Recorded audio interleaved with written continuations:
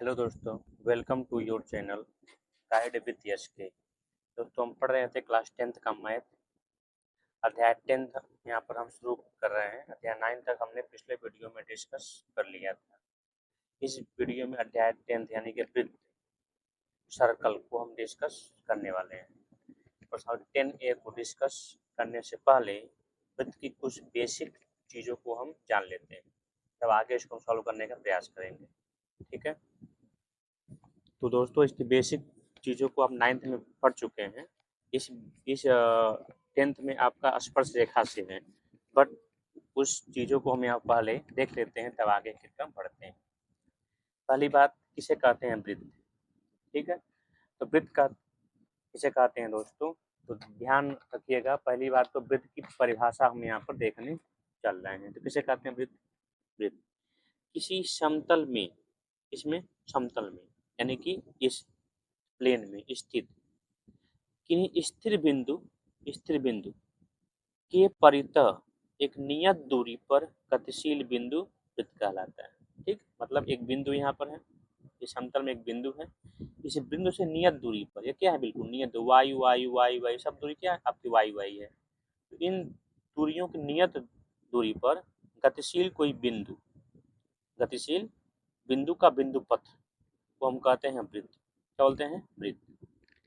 अब जो स्थिर बिंदु है, स्थिर बिंदु, ये वाली जो स्थिर बिंदु है, इस स्थिर बिंदु को हम वृत्त का केंद्र कहते हैं। कहते हैं वृत्त का केंद्र, जिसको हम सी से दर्शाते हैं। और नियत दूरी, ये जो आपकी नियत दूरी है, यहाँ से जो भी दूरी आप लेंगे, उस दूरी को हम बोलते हैं वृत्त की त्रिज्या, जिसको हम आर से करते हैं। कैसे, इस चित्र में सी जो है, स्थिर बिंदु सी है और नियत दूरी आर के चारों ओर बने पथ को वृत्त कहते हैं। ठीक है, अब अगला है परिधि। वृत्त का परिमाप, देखिए परिमाप का ही यहाँ पर नाम रख दिया गया है परिधि। जैसे मान लीजिए वृत्त आप वर्ग का परिमाप अगर पढ़े हैं, तो वही यहाँ पर इसका नाम है परिधि। वृत्त की जो बाउंड्री है, बाउंड्री वाली जो बाउंड्री है, उस बाउंड्री को बोलते हैं परिधि।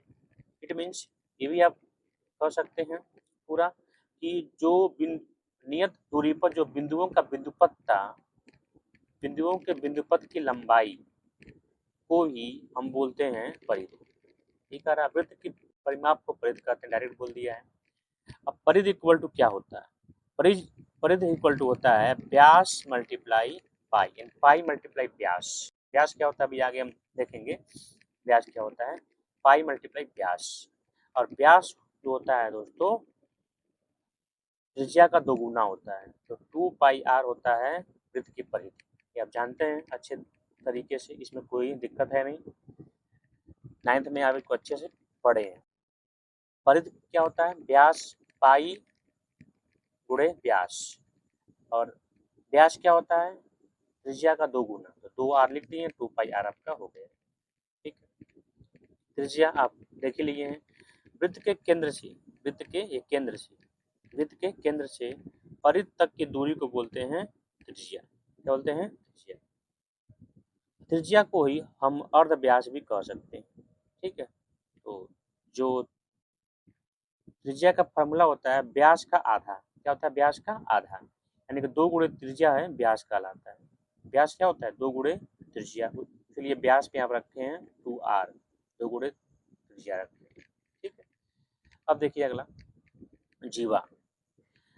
वृत्त वृत्त के परिधि पर स्थित किन्हीं 2 बिंदुओं को मिलाने वाली सरल रेखा।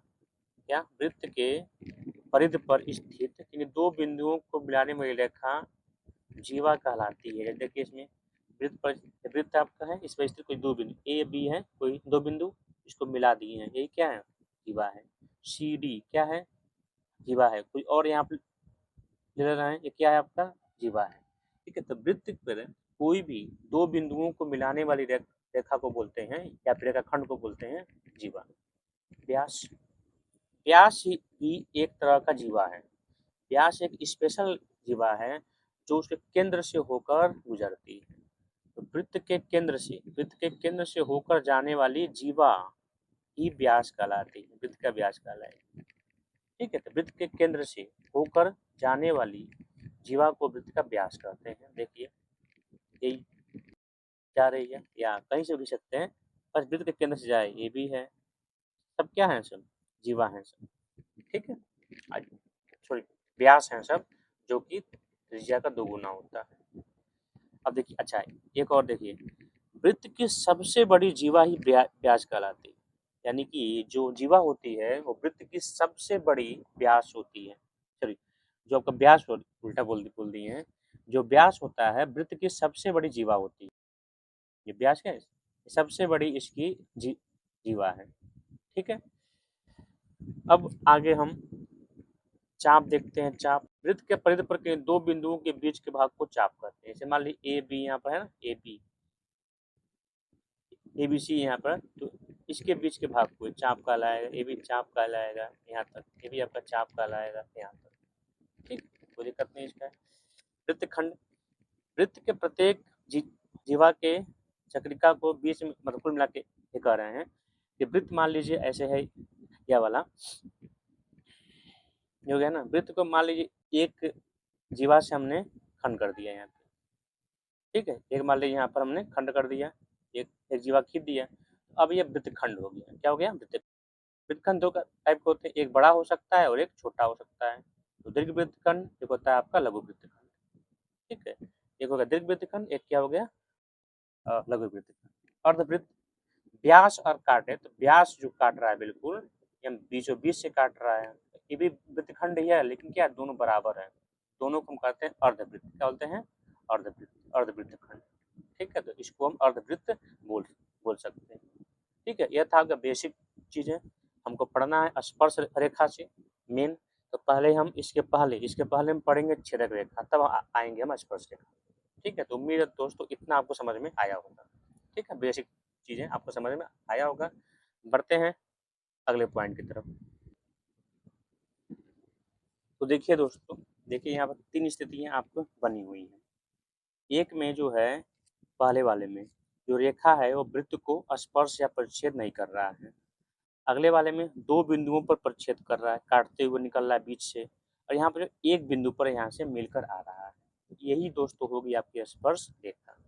ठीक है, तो पहले देखते हैं। तो इसका कोई मतलब है नहीं, क्योंकि ये तो कोई कुछ है नहीं। इसको बोलते हैं जो वृत्त के अंदर से जाए, यानी कि दो बिंदुओं पर काटती हुई जाए, कम से कम दो बिंदुओं को काटती हुई जाए, उसको बोलते हैं छेदक रेखा। वह रेखा को, यानी कि उस रेखा को, या फिर कह सकते हैं कि वह रेखा जो वृत्त के दो पृथक पृथक यानी अलग अलग बिंदुओं पर परिच्छेद करती है, वृत्त की छेदक रेखा कहलाती है। ठीक है, ऐसा नहीं, यानी देखिए ये वृत्त है, इसके दो बिंदुओं पर अलग अलग दो बिंदुओं पर छेद यहाँ पर कर रही है, यानी वृत्त के अंदर से होकर जा रही है, तो इसको हम बोलते हैं वृत्त की छेदक रेखा। ठीक है, स्पर्श रेखा देखिए, यहाँ देखिए ये भी आपकी, अभी यहाँ पर क्या है, ये आपकी छेदक रेखा ही है, क्योंकि अंदर से होकर जा रही है, नाम से पता छेद में छेदने वाली, तो छेद कर ये जा रही है। स्पर्श रेखा में छू कर जाने वाली, टच कर कर जाने वाली। देखते हैं क्या होता है स्पर्श। तो देखिए दोस्तों, यहाँ से यह जो है छेदक रेखा है, यह छेदक रेखा है, यह वो छेदक रेखा है, लेकिन देखिए यहाँ ये वाली रेखा, यह वाली बिल्कुल एक बिंदु से स्पर्श करती हुई, एक बिंदु को छूती हुई या टच करती हुई या परिच्छेद करती हुई जा रही है। तो ऐसा क्या होता है दोस्तों, सिंपल, वृत्त की स्पर्श रेखा वह रेखा होती है, ठीक है, जो वृत्त के ठीक एक बिंदु पर परिच्छेद करती है। दो बिंदु पर नहीं करेगी, ठीक एक बिंदु पर परिच्छेद करेगी, और दो जो आपकी छेदक रेखा थी वो दो बिंदु पर परिच्छेद कर रही। ठीक है, इसको हम पॉइंट ऑफ कॉन्टेक्ट भी हम इसको कहते हैं। ठीक है, तो इस चैप्टर में हम इसी के बारे में पढ़ने वाले हैं, वृत्त की स्पर्श रेखा के बारे में यहाँ पर हम पढ़ने वाले हैं। ठीक है दोस्तों, जैसे मान लीजिए देखिए यहाँ पर ये क्या है, वृत्त की स्पर्श बिल्कुल एक बिंदु पर टच करती हुई जा रही है। हालांकि यहाँ पर दिख रहा है कई बिंदुओं पर, लेकिन अगर इसको जूम आउट करेंगे आपको दिखाने के लिए, समझाने के लिए इतना दूर तक ये किया हुआ है, लेकिन इसको मान जाइए क्या है, बिल्कुल एक बिंदु पर परिच्छेद कर रही है। ठीक है, टच करती हुई जा रही है, जिसे बोलते हैं स्पर्श। नाम से भी आप दे सकते हैं, स्पर्श नाम दिया है, तो स्पर्श है तो क्या स्पर्श करती हुई जाएगी, और छेदक है तो छेदती हुई जाएगी। ठीक है, कितना हो गया, अब चलते हैं, एक प्रमेय है, उस प्रमेय को पहले हम देख लेते हैं, तब आगे पढ़ेंगे तो आराम से क्वेश्चन को आप कर लेंगे। तो देखिए दोस्तों, यह है प्रमेय फर्स्ट। क्या कह रहा है कि वृत्त की स्पर्श रेखा, ठीक है, स्पर्श रेखा स्पर्श बिंदु से होकर जाने वाली त्रिज्या पर लंब होती है। मतलब देखिए दोस्तों, यहाँ पर यह एक स्पर्श रेखा है, कोई भी स्पर्श रेखा है। तो अब इस बिंदु से इसको बोलते हैं स्पर्श बिंदु। स्पर्श रेखा है ना, इस जहाँ बिंदु पे यह मिल रहा है, उस बिंदु को हम बोलेंगे स्पर्श बिंदु। क्या बोलेंगे? स्पर्श बिंदु। जहाँ पर ये इसको स्पर्श कर रहा है या फिर परिच्छेद कर रहा है एक बिंदु को, उसे बोलते हैं आपका स्पर्श बिंदु। इस स्पर्श बिंदु से होकर जाने वाली त्रिज्या या इस स्पर्श बिंदु से त्रिज्या तक का रेखाखंड, ठीक है, यह इस स्पर्श रेखा पर लंब होता है। क्या होता है? इस पर लंब होता है, जो होता है इस स्पर्श रेखा पर लंब होता है। ठीक है, इसको आप सिद्ध भी कर सकते हैं दोस्तों। यहाँ से एक डिस्टेंस आप ले लीजिएगा, तो जाहिर सी बात है दोस्तों, यह जो होगा इससे बड़ा होगा। जो भी यहाँ कोई डिस्टेंस आप लेंगे, जो डिस्टेंस यहाँ पर आप लेंगे, सब जो होगा इससे क्या होगा? बड़ा होगा। यह सब में सबसे छोटा आपका यही आएगा। और जानते हैं हम, किसी बिंदु से किसी रेखा या किसी सेकंड बिंदु की बीच की न्यूनतम दूरी उस पर लंब ही होगी दोस्तों। ठीक है, एक बिंदु से किसी रेखा की दूरी, न्यूनतम दूरी को लंब जब होगी तो वह लंब ही होगी। तो ये सबसे न्यूनतम दूरी है, सबसे न्यूनतम दूरी होने के नाते क्या है? लंब है। ठीक है, ऐसा में स्पर्श रेखा इस बिंदु पर स्पर्श करती है, स्पर्श बिंदु से होकर जाने वाली त्रिज्या पर क्या होती है? लंब होती है। ठीक है, इसी का ऊपर में है, अगर यह लंब होगा ये क्या होगा? स्पर्श रेखा होगा। ऐसी बात है, अगर स्पर्श रेखा है तो यह लंब है, 90 डिग्री है। तो अगर लंब होगा तो स्पर्श नहीं होगा। ये वही यहाँ उसी का उल्टा, यानी विलोम उसी का ऊपर में बोलते हैं। वो रेखा जो त्रिज्या के छोर बिंदु, यानी कि यह आपकी त्रिज्या है कि छोर बिंदु, एंड पॉइंट, देखिए एंड पॉइंट से होकर जाती है, त्रिज्या के छोर बिंदु से होकर जाती है, ऐसी स्पर्श रेखा क्या होती है? ऐसी वृत्त के स्पर्श, और इस पर लंब है, अगर ये लंब है, ये रेखा जो है त्रिज्या के एंड पॉइंट से होकर जाने वाली रेखा, अगर इस पर लंब है वो, तो यह स्पर्श रेखा होगी। उसी का उल्टा है, स्पर्श रेखा है तो लंब होगा, लंब है तो स्पर्श रेखा होगा। बस इतना ही है इसमें। ठीक है, अब बढ़ते हैं दोस्तों 10A की तरफ। आपका छोटा सा क्वेश्चन है, आराम से इसको हम सॉल्व कर लेते हैं। देखिए दोस्तों, 10A जो है उसको हम देखते हैं, सिंपल क्वेश्चन है, इसको हम देख लेते हैं। करा किसी वृत्त की स्पर्श रेखा उसे बिंदु पर परिच्छेद करती है। परिभाषा में दिए थे, एक बिंदु पर परिच्छेद कर, कितने करेगी? एक बिंदु पर परिच्छेद करेगी। ऐसी बात, वृत्त के दो बिंदुओं को परिच्छेद करने वाली, दो बिंदुओं को परिच्छेद करने वाली रेखा को भी बोलते हैं, क्या बोलते हैं? छेदक रेखा। छेदक रेखा हम कहते हैं। क्या सी बात, एक बिंदु की समांतर स्पर्श रेखाएं हो सकती हैं। एक बिंदु की समांतर स्पर्श रेखाएं कितनी होंगी? एक ही होंगी ना, जाहिर सी बात है। नहीं, दो हो सकती है, एक ऊपर एक नीचे। कितनी हो सकती है?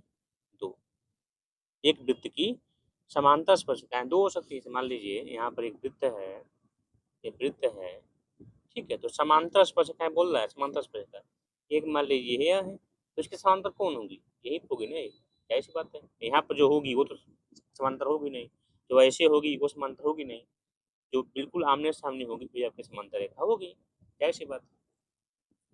वृत्त और उसकी स्पर्श रेखा के उभयनिष्ठ बिंदु, वृत्त और उसकी स्पर्श रेखा, तो वृत्त उसके स्पर्श रेखा की उभयनिष्ठ, यानी कि जहाँ पर एक कट कर रही है, तो उभयनिष्ठ बिंदु को क्या बोलते हैं? अभी हम बोले हैं यहाँ पर, देखिए यहाँ देखिए क्या बोले हैं? स्पर्श बिंदु। वही आपको हो जाएगा आंसर, हो जाएगा स्पर्श बिंदु। यहाँ पे करें स्पर्श बिंदु, ठीक है।